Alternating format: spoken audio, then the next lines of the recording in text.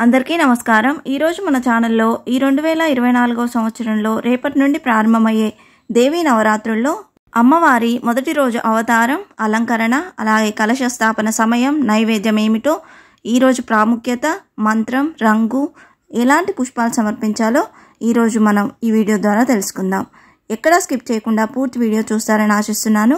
అంతకంటే ముందుగా ఇంతవరకు నా ఛానల్ సబ్స్క్రైబ్ చేసుకున్న వాళ్ళు ఉంటే సబ్స్క్రైబ్ బటన్ ప్రెస్ చేసి పక్కనే ఉన్న బెల్ ఐకాన్ ప్రెస్ చేసి ఆల్ అనే ఆప్షన్ ప్రెస్ చేశారంటే నేను పెట్టే ప్రతి వీడియో మీరు నోటిఫికేషన్ ద్వారా మొదటగా చూసేయవచ్చు। ముందుగా వీడియోలోకి వెళ్ళిపోదాం। శరత్ ఋతువులో నవరాత్రులు వస్తాయి కాబట్టి ఈ నవరాత్రులను శరన్నవరాత్రులుగా పిలుస్తారు। ఈ దేవి శరన్నవరాత్రుల్లో అతి ముఖ్యమైన రోజు ఆశ్వయుజ మాస శుక్ల పాడ్యమి అయినటువంటి మొదటి రోజు।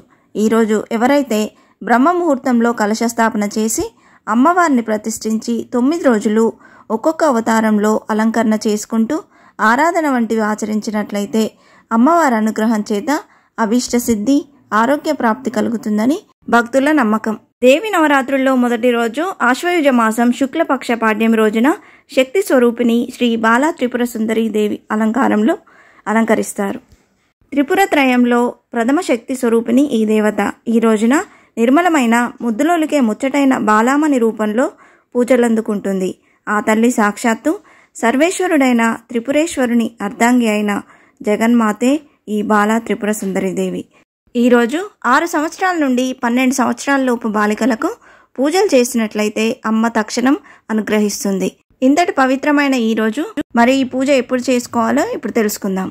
దేవీ శరన్నవరాత్రులు మొదటి రోజు పూజ చేసుకోవాల్సిన తేదీ అక్టోబర్ 3 గురువారం ఆశ్వయుజ శుద్ధ పాడ్యమి రోజు।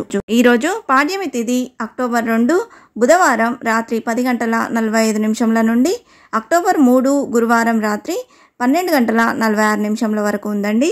ఈరోజు నక్షత్రం హస్త నక్షత్రం మధ్యాహ్నం 2:55 వరకు, తదుపరి చిత్తా నక్షత్రం।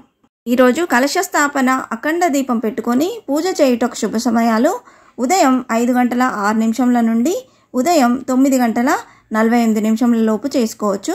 ఆ సమయంలో వీలు కాని వారు ఉదయం 10:36 నుండి మధ్యాహ్నం 12 గంటల లోపుగా చేసుకోవచ్చు। సాయంత్రం పూజ చేసుకునేవారు సాయంత్రం 5 గంటల నుండి 6:30 లోపుగా చేసుకోవచ్చు।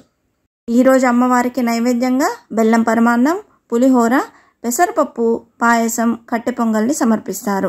విజయవాడలో ఈరోజు అమ్మవారు శ్రీ బాలా త్రిపుర సుందరి దేవిగా, శ్రీశైలంలో శైలపుత్రిగా భక్తులకు దర్శనమిస్తుంది।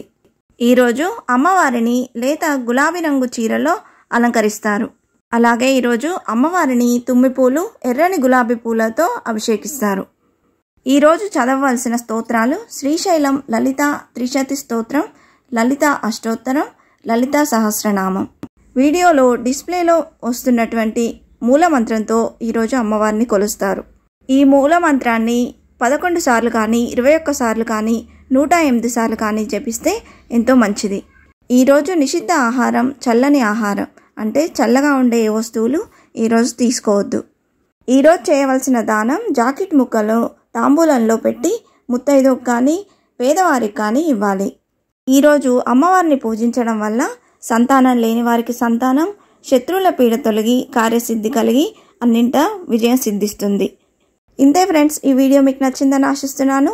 ఇలాంటి ఇంట్రెస్టింగ్ వీడియోస్ కోసం please subscribe my channel and press the bell icon.